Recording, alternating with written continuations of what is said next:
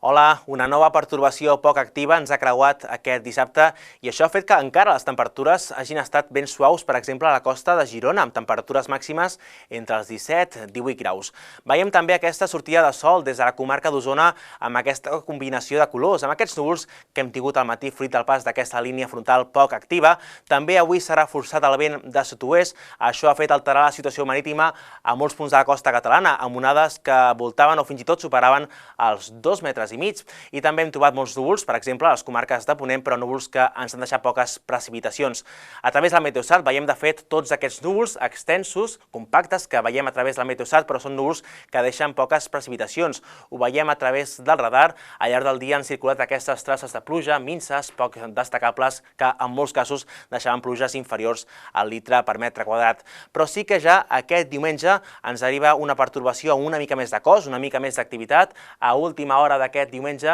tenim aquesta baixa profunda al Golf de Biscaia amb aquest front associat i per tant això ens fa parlar d'aquest canvi, però de moment encara tindrem una treva amb temps més tranquil durant el matí d'aquest diumenge amb sol, tot i el pas d'alguns núvols prims, núvols que a partir de la tarda ja seran més importants i serà a partir del vespre i nit quan arribaran precipitacions i que a última hora de la jornada podran afectar qualsevol punt de Catalunya, pluges entre febles i moderades i que seran una mica més continuades cap al vessant sud del Pirineu, amb una cota de neu situada cap als 1.200 metres, pujant cap als 1.400, tot i que inicialment pot començar nevant cap als 900.000 metres als fons de les valls. Temperatures més baixes, no tindrem un ambient tan suau com el d'aquest dissabte i també atenció al vent que es reforça de sud-oest a punts d'alta muntanya. En aquest sentit, emetem aquest diumenge a última hora un avís per vent que pot superar els 90 km per hora a les comarques del Pirineu i els 126 cap al sud de Catalunya i també un avís per neu al Pirineu que pot superar els 20 centímetres per sobre dels 1.200 metres.